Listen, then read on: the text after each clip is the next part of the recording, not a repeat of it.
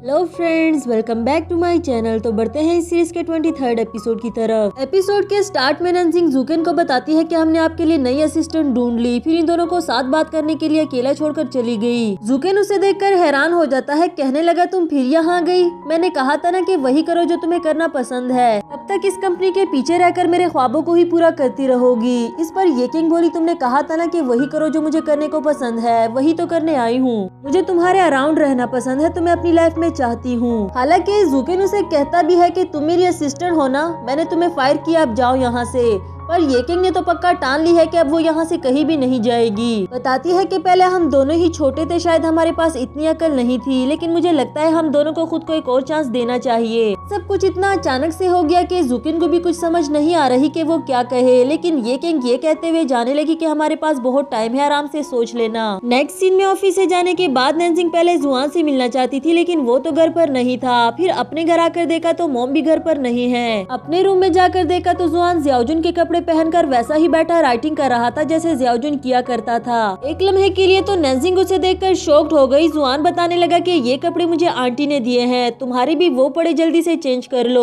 Nanjing को कुछ समझ नहीं आती। इस पर जुआन उसे समझाते हुए कहने लगा कि मैं डिसअपियर होने से पहले तुम्हारा ये डिसऑर्डर ठीक करना चाहता हूँ। मैं जानता हूँ तुम ब्रेव बनने की कोशिश कर रही हो, अपनी फीलिंग्स हमें नहीं बताती, लेकिन कम से कम मेरा ही सोच लो। क्या तुम्हें लगता है कि मैं कंफर्टेबल फील करूंगा अगर मैं डिसअपियर हो गया और तुम्हारे इस डिसऑर्डर को ठीक भी नहीं कर पाया? इसके बाद नंजिंग भी स्कूल वाली ड्रेसिंग कर लेती है और जुआन खड़ा उसका वेट कर रहा था। फिर उसे देखते ही उसे छोड़कर जाने लगा, बिल्कुल वैसी ही जैसे जियाओजुन किया करता था। नंजिंग भी वो सारी मेमोरीज अपने माइंड में रिकॉल करते हुए उसके पीछे दौड़ने लगी। फिर जुआन स्कूल पहुंचकर एलिमेंट्री रूम में जाता है और नंजिंग भी उसे फॉलो करती रही। जुआन बिल्कुल वैसी ही सीनरी बनाता है जो कि नंजिंग पहले फेस कर चुकी थी, जब वो जियाओजुन को अपनी फीलिंग्स बताना चाहती थी लेकिन नहीं बता पाई। ये सब कुछ देखकर नंजिंग जियाओजुन के साथ गुजारे हुए लम्हों को रिकॉल करने लगी कि कैसे वो हमेशा उसे डांटता रहता था, उसे अपने पास आने नहीं देता था और नंजिंग हमेशा उसके करीब जाने की कोशिश करती रही, यहाँ तक कि जियाओजुन ने उसकी खातिर अपनी जान भी कुर्बान कर दी। अब रोते हुए कहने लगी, जियाओजुन मुझे माफ कर दो, मैंने हमेशा सिर्फ तुम्हें अपनी फीलिंग्स बताने के बारे में ही सोचा। अच्छा होता कि मुझे कभी भी तुमसे प्यार ना हुआ होता। अगर मैंने तुम्हें उस दिन अपनी हेल्प के लिए ना बोला होता तो आज तुम जिंदा होते और तुम्हारी जगह मैं मर चुकी होती। इस पर जुआन उसके पास आकर उसे हक करता है, उसे संभालते हुए कहने लगा, पागल लड़की, अगर तुम मर जाती तो तुम्हें पता है वो कितना ज्यादा अपसेट होता, क्योंकि वो भी तुम्हें पसंद करता था और बहुत ज्यादा करता था, अपने बचपन से लेकर हमेशा। जिस तरह तुम्हें डर लगता था उसको अपनी फीलिंग्स बताने से, इस तरह वो भी हमेशा डरता रहा और तुम्हें अपनी फीलिंग्स के बारे में नहीं बता सका। मेरे ख्वाब में आकर उसने मुझे अपनी फीलिंग्स बताई। वो तुम्हारे लिए अपनी जान क्यों देता अगर वो तुमसे प्यार ना करता तो? उसने तुम्हारी खातिर अपनी जान कुर्बान की क्योंकि ये उसकी चॉइस थी और जो कुछ अब मैंने किया वो मेरी चॉइस है। आफ्टर दैट जुआन अपने हाथ में फायर लेकर उसके पास आता है और हम देखते हैं कि ना तो नंजिंग को आग से डर लगा और ना ही उसे पैनिक अटैक हुआ। ये देखकर नंजिंग भी काफी ज्यादा खुश हो गई, उसको थैंक यू बोला, जिस पर जुआन उसे किस करने लगा क्योंकि अब जुआन का मिशन कंप्लीट हो गया है और फेरी ज़ेन के अकॉर्डिंग उसे यहाँ से हमेशा के लिए डिसअपियर हो जाना था। हम देखते हैं कि बिल्कुल वैसा ही हुआ, जुआन वहाँ से गायब हो जाता है और शायद इस बार नंजिंग भी उसे खो देने के लिए प्रिपेयर्ड थी। दूसरी तरफ हमें जुआन को दिखाया गया जो कि अपने नॉवल वर्ल्ड में वापस आ गया है। वही फेरी ज़ेन उसके पास आता हुआ इस बैड एंडिंग के लिए सॉरी करता है। अब टाइम आ चुका था कि उसके कैरेक्टर को हमेशा के लिए खत्म कर दिया जाए। जुआन कहने लगा कि मैंने अपनी सारी जिंदगी कभी भी किसी से भीख नहीं मांगी, लेकिन डिसअपियर होने से पहले मैं एक रिक्वेस्ट करना चाहता हूँ। फेरी ज़ेन बोला, अगर मैं तुम्हारी रिक्वेस्ट को फुलफिल करने के काबिल हुआ तो जरूर करूंगा।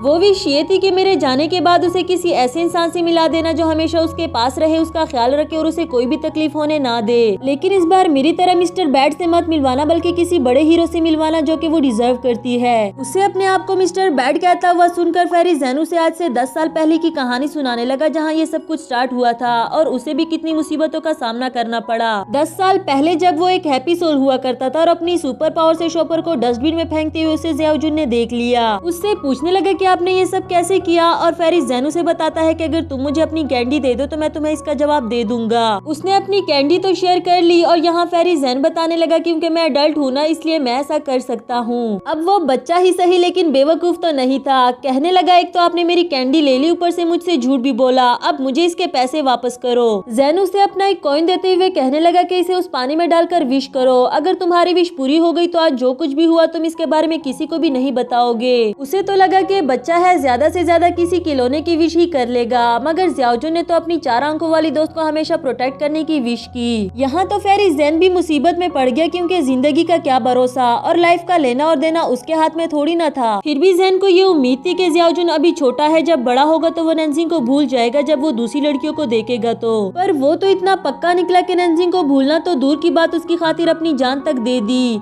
वो तो चला गया, लेकिन मुझे हमेशा के लिए मुसीबत में डाल दिया। पहले तो मैं जानता भी नहीं था कि वो 4 आंखों वाली लड़की कौन है, लेकिन फिर उसके पास वो कॉइन देखने के बाद जो मैंने ज़्याओजुन को दिया था उसी से ही पहचाना। इतने सालों मैं वहाँ बैठकर वेट करता रहा कि वो कोई विश करे और मैं उसे हैप्पी करने के लिए उसको पूरा कर दूं, लेकिन उसने कभी भी कोई विश नहीं की। और एट लास्ट जब उसने अनफॉरगेटेबल लव की विश की तो मुझे उसे पूरा ही करना पड़ा। जुआन हैरानी से पूछने लगा, लेकिन मैं ही क्यों? आपने उसके लिए मुझे ही क्यों चूज किया? इस पर फेरी ज़ेन ने उसे ज़्याओजुन की डायरी दी, जिसमें उसने जुआन का कैरेक्टर क्रिएट किया था, उसे सुपर पावर्स दी। यानी कि ज़्याओजुन ही वो इंसान था जिसने जुआन का कैरेक्टर पहले बनाया और वो नैन्जिंग के नॉवल का कैरेक्टर नहीं था। बचपन से ही वो नैन्जिंग को पसंद किया करता था, इसलिए उसने द बिग हीरो जुआन को क्रिएट किया ताकि वो हमेशा उसकी 4 आंखों वाली दोस्त को प्रोटेक्ट करे। उसके इस दुनिया से जाने के बाद उसकी सारी थिंकिंग और इमोशंस तुम में आ गए। तुमने वही किया जो वो हमेशा करना चाहता था। खैर मैनी कॉन्ग्रेचुलेशंस, तुमने अपना आखिरी टेस्ट भी पास कर लिया। जुआन तो ये सब कुछ सुनकर काफी ज्यादा शौक था। उससे पूछने लगा, क्या मतलब, कैसा टेस्ट? आपने तो कहा था कि ये मिशन पूरा करने के बाद मैं हमेशा के लिए डिसअपियर हो जाऊंगा।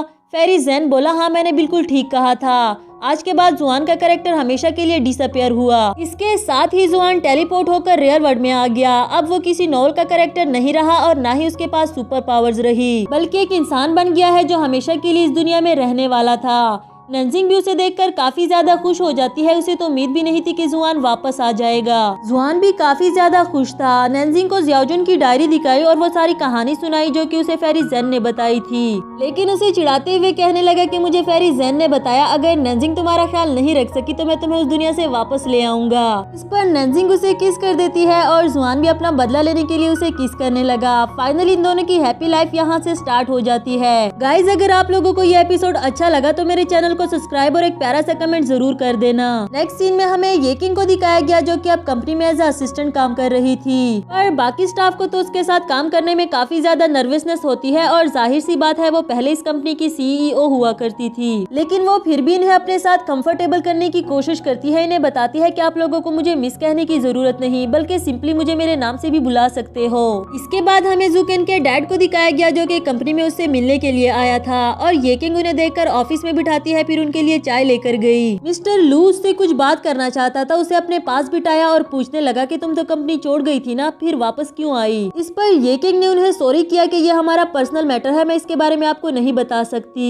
मिस्टर लू फिर से पूछने लगा कि क्या तुम्हें वो डील याद है जो हम दोनों के बीच में हुई थी? एंड ये किंग बोली, जी मुझे अच्छे से याद है, अगर मैं जुकेन के साथ डेट करूंगी तो आप अपनी इन्वेस्टमेंट वापस ले लेंगे। काफी पोलाइटली बताने लगी कि अब मुझे आपको फॉलो करने की कोई जरूरत नहीं, क्योंकि आप इस कंपनी के पार्टनर नहीं रहे। दूसरी तरफ जुकेन को दिखाया जाता है जो कि गुस्से में अपने ऑफिस की तरफ आ रहा था और डैड को देखते ही उन्हें काफी सुनाने लगा। बताने लगा कि अगर आपको कोई कंप्लेन है तो मुझसे करे ना, हमेशा मेरे प्यार को धमकाने की क्या जरूरत, मैं वो हर बात मानूंगा जो आप कहेंगे, लेकिन प्लीज हम दोनों के बीच में आने की कोशिश मत करें। मिस्टर लू तो इसका गुस्सा देखकर भी काफी ज्यादा पुरसकून थे। कहने लगे, ये कौन सा तरीका है अपने डैड से बात करने का? खैर ये चाय काफी अच्छी थी, तुमने बताया नहीं कि तुम्हारी कंपनी में इतनी अच्छी चाय मिलती है, कभी मेरे ऑफिस में भी भेजना। ये कह के वो चले जाते हैं और यहाँ जुकेन को भी यकीन नहीं होता कि अचानक से वो इतने अच्छे कैसे बन गए। ये किंग से पूछने लगा कि क्या उसने तुम्हें कुछ कहा था। हमें फ्लैशबैक से दिखाया गया कि उसने ये किंग से सॉरी की कि मैं ये सब कुछ करके अपने बेटे को स्ट्रॉन्ग बनाना चाहता था। मैंने कभी भी तुम दोनों के बीच में नहीं आना चाहा, लेकिन मैं जानना चाहता था कि मेरा बेटा अपनी पसंद के लिए क्या कुछ कर सकता है। ये किंग काफी ज्यादा खुश थी। कहने लगी, तुम्हारे डैड ने क्या कहा ये मैटर नहीं करता, लेकिन अभी अभी जो कुछ तुमने कहा वो मेरे लिए बहुत मैटर करता है। इसके साथ ही ये किंग उसे किस करने लगी जो कि इन दोनों की ही फर्स्ट किस थी। नेक्स्ट सीन में इन दोनों को दिखाया जाता है जिन्होंने मॉम को सारी कहानी सुनाई। उनसे सॉरी करते हैं कि हम दोनों ने आपको पहले सच नहीं बताया। मॉम पहले तो थोड़ा नाराज थी, लेकिन फिर उठते हुए जुआन का कान खींचते हुए कहने लगी, तुम वाकई ही इंसान बन गए हो। अब उसे दर्द हुआ है तो यकीनन इंसान बन ही गया होगा। उसे वादा करने को कहती है कि तुम कभी भी नैन्जिंग को छोड़कर नहीं जाओगे। इस पर जुआन भी उनसे फुल एक्साइटमेंट में प्रॉमिस कर लेता है और मॉम तो नेक्स्ट प्रोसीजर के बारे में ही सोचने लगी, यानी कि इन दोनों की शादी। उन्हें अभी भी एक टेंशन थी कि तुम दोनों फ्यूचर में अपने बच्चों की रजिस्ट्रेशन कैसे कराओगे। इस पर जुआन अपना ID कार्ड दिखा देता है, कहने लगा अब मैं इस दुनिया का हिस्सा बन गया हूँ तो मेरे पास यहाँ रहने के फुली राइट्स हैं। इसके बाद मॉम काफी मजे से इनके बच्चों के बारे में डिस्कस करने लगी। तीनों ही काफी ज्यादा खुश थे। इसी के साथ हमारा ये वाला एपिसोड भी खत्म हुआ।